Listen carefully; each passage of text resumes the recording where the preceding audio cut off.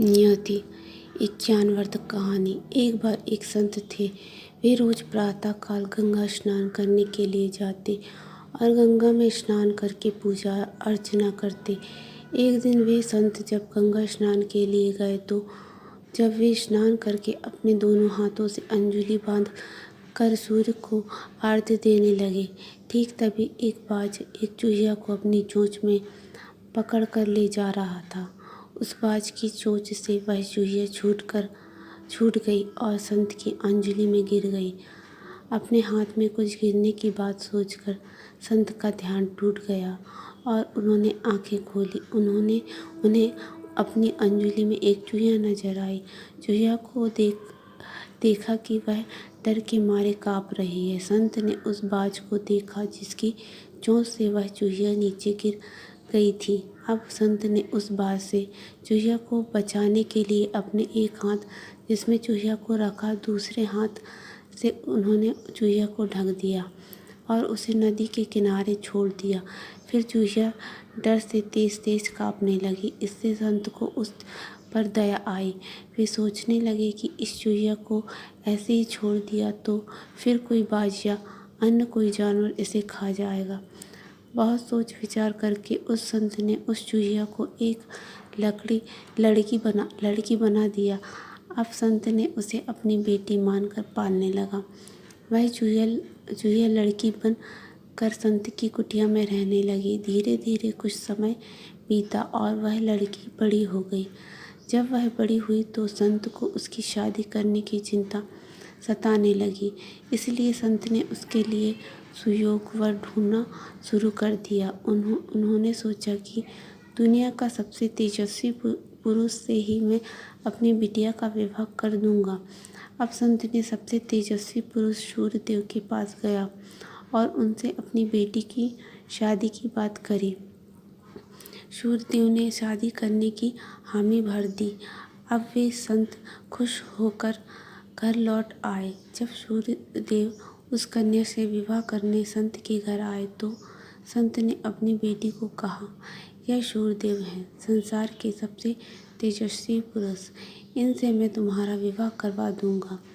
अब उस लड़की ने सूर्यदेव को ध्यान से देखा और संत से बोली, मैं इनसे विवाह नहीं कर सकती। संत को हैरानी हुई। वे बोले, बेटी, इनके समान और दूसरा दूल्हा कहाँ मिलेगा। उस लड़की ने कहा, यह बात ठीक है कि सूर्यदेव बहुत तेजस्वी है, पर मुझे इनसे डर लगता है क्योंकि इनके इतने तेज को मैं सह नहीं सकूंगी। अब संत ने सूर्यदेव से माफ़ी मांगी और उन्हें आदर से विदा किया। अब उस संत ने एक नई तलाश शुरू करी। अपनी कन्या के लिए सुयोग वर पाने के लिए उन्होंने अब चंद्रदेव से अपनी बिटिया का विवाह कराने की सोची। इसलिए वे संत चंद्रदेव के पास गए और उनसे अपनी बेटी से विवाह करने का प्रस्ताव रखा। चंद्रदेव ने उसका प्रस्ताव स्वीकार कर लिया और वह बोले, ठीक है, मैं तुम्हारी बेटी से विवाह करने के लिए तैयार हूँ। अब संत वापस अपनी कुटिया में लौट आए। अब चंद्रदेव उस संत की बेटी से विवाह करने उनकी कुटिया में पहुँचे। संत ने अपनी बिटिया को बुलाकर चंद्रदेव से मिलवाया और बोले, बिटिया, यह चंद्रदेव है, इनसे मैं तुम्हारा विवाह करवा दूंगा। अब उस लड़की ने चंद्रदेव को ध्यान से देखा और बोली, ना पिताजी, मैं चंद्रदेव से विवाह नहीं कर सकती। चंद्रदेव से विवाह करवा कर मैं तो ठंड के मारे मर जाऊंगी। अब संत ने चंद्रदेव को आदर से के साथ विदा किया। संत ने फिर किसी और दूल्हे की तलाश शुरू की तो उन्होंने अग्निदेव को अपनी बेटी से विवाह करने के लिए तैयार किया, मगर उनकी बेटी ने अग्निदेव से भी विवाह करने से इनकार कर दिया। वह लड़की संत से बोली, पिताजी, अगर मैंने अग्निदेव से विवाह किया तो मैं इनकी आग में जलकर मर जाऊंगी।